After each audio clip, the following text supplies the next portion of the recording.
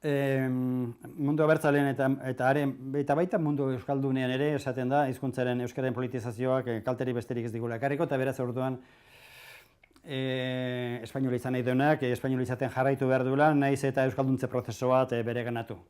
Alegia orduan D-ereduaren bidez, edo euskalduntzaren bidez, edo euskalduntzaren bidez espainola sentitzen direnak euskaldundu ditezela, eta gero askatasun individualen arabera erabilezatela hizkuntza bat edo beste. Hori da zuzen ere, hori omen da autu demokratikoa. Hori eskatzen omen du elkarra bizitzak eta besteak. Kontua da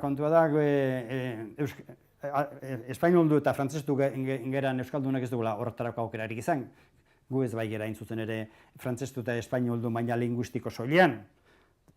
Gu alegia ez dugu ikasi erdera eta gero nazio euskaldunean bizi, edo nazio euskalduntasunak zituen baldintzetan bizi.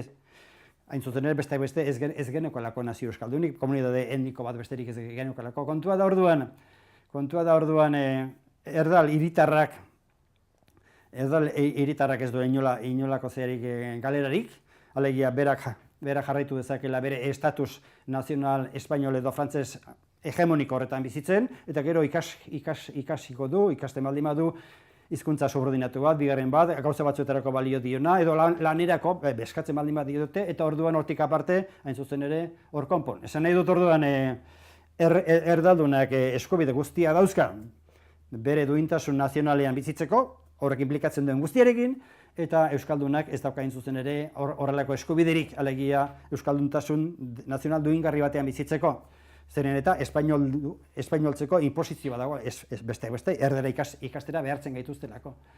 Orduan, kontua da, espainoltasunak edo ideologia espainolarekin oso harreman estuan dagoela gure abertzaletasuna. Behintzat, abertzaletasuna adar bat oso eskuz-esku dabil espainoltasunarekin, edo ideologia espainol, edo proiektu nazional espainolarekin. Orduan, gaur egun bertan Gasteizen gobernatzen duen gobernuaren aliantza ikusi besterik ez dago, eta hori aspalditik dator.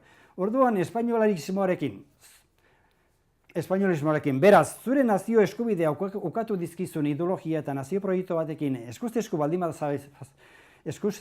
bazabiltza herri hau eraikitzeko asmotan, edo etzera entzeratzen, edo bestela, hain zuzen ere oso gustura sentitzen zera gaurko komunitate autonomo, erregional edo nazio foral honetan. Lehendakariak esan zuen bezala, nazio forala omen da gure helburua, beraz, nazio foralen ezaugarriak izango lietazke etnokulturalismoa, alegia euskaldun komunitate etnokultural bat, bigarren mailako komunitatea sortzea, gizarte hegemoniko erdaldun baten menpean biziko litzatekena, eta horri deitzen dio hain zuzen ere nazio forala gure lehendakariak. Eta beraz, orduan esan nahi dut, euskara ikasteak, euskalduntzeak ez duela implikatzen euskalduntasunaz nazionalik, ez deruan eta ez euskaltiki batean, beste ezin zailelako, hori ez omen da bidea, errespetatu egin behar da, baina alderantziz hain zuzen ere, hemen erdaldundu geran guztiok, lehen esan dudan erdaldun berri guztiok espainolduga dituzte, baina ez maila linguistikoan bakarrik, baizik eta nazio batean integratu gaituzte, eta nazio hori gurean Espainia izango da, eta bestean berriz Frantzia.